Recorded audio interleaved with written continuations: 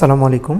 স্ক্রিনে একটা ছবি দেখতে পাচ্ছেন। অনেক সময় আমাদের এই ধরনের ছবির ব্যাকগ্রাউন্ড রিমুভ করা লাগে। ফটোশপে কিভাবে 2 মিনিটের মধ্যে এরকম একটা ছবি সুন্দর ছবির ব্যাকগ্রাউন্ড রিমুভ করে দিবেন এবং ব্যাকগ্রাউন্ড কালারটাও যদি আপনি চেঞ্জ করতে চান সেটাও করতে পারবেন।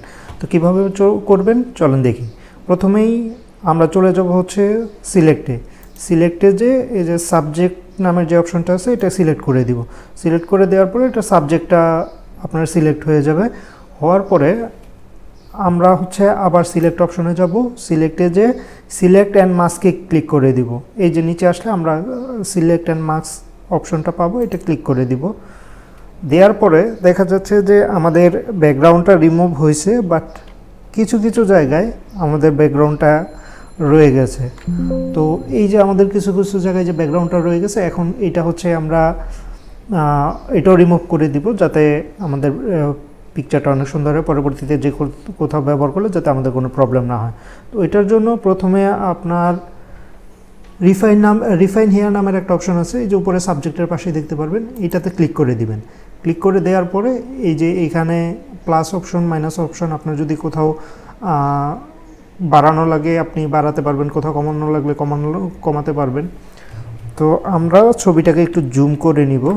জুম করে এখন আমরা দেখার চেষ্টা করব যে এই যে আমাদের এখানে দেখেন যে এই জায়গাটা যখন আমরা সাবজেক্ট সিলেক্ট করছি তখন সিলেক্ট হয়নি। তো এখন আমরা এই জায়গাটা ব্যাকগ্রাউন্ডটা রিমুভ করে দিব।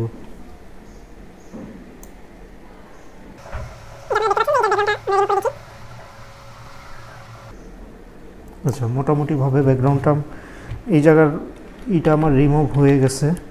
এখন আমি দেখব যে আরও কোথাও আমার, আচ্ছা এইখানে অল্প একটু দেখা যাচ্ছে, এটাও আমরা রিমুভ করে দিব। এই জায়গায় একটু দেখা যাচ্ছে, আচ্ছা এটাও রিমুভ করে দিলাম। এখন দেখি যে আর কোথাও, আচ্ছা এই যে এই জায়গায় দেখেন যে এই জায়গাও আমাদের কিছু ব্যাকগ্রাউন্ড রয়ে গেছে, এইটাও আমরা রিমুভ করে দিব।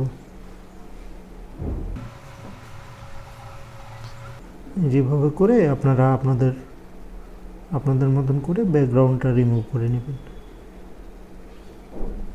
যাতে পরবর্তীতে আপনি যদি এই পিকচারটা কোথাও ব্যবহার করেন কোনো প্রবলেম না হয় বা বাড়তি কোনো ব্যাকগ্রাউন্ড যাতে না থাকে। তো যাই হোক, এখন আমাদের মোটামুটি ব্যাকগ্রাউন্ড রিমুভ হয়ে গেছে। এই যে এখানে প্রপার্টিস আছে, এইখানে যা আছে অপশন, এখানে কোনো কিছু চেঞ্জ করা লাগবে না।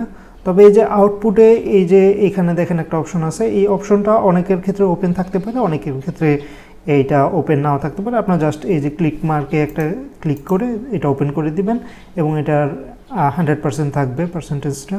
তো এটাকে আমরা ওকে করে দেব। ওকে করে দেওয়ার পর আমাদের ব্যাকগ্রাউন্ড মোটামুটি রিমুভ। এখন আপনি চাইলে এটা নিয়ে যে কোনো জায়গায় ব্যবহার করতে পারেন, অথবা যদি চান যে না আমি এটার মধ্যে ব্যাকগ্রাউন্ড দেবো, একটা কালার চেঞ্জ করব, ব্যাকগ্রাউন্ডে যাবেন আপনারা। ব্যাকগ্রাউন্ডটাকে সিলেক্ট করে এরপরে যে সলিড কালার আছে, সলিড কালারে যে আপনারা আপনাদের মন মতন একটা কালার সিলেক্ট করে দেবেন। কারণ আমি এই কালারটাই রাখলাম। তো এই যে আপনারা দেখতে পাচ্ছেন যে খুব সুন্দরভাবে আমাদের ব্যাকগ্রাউন্ড রিমুভ হয়ে গেছে।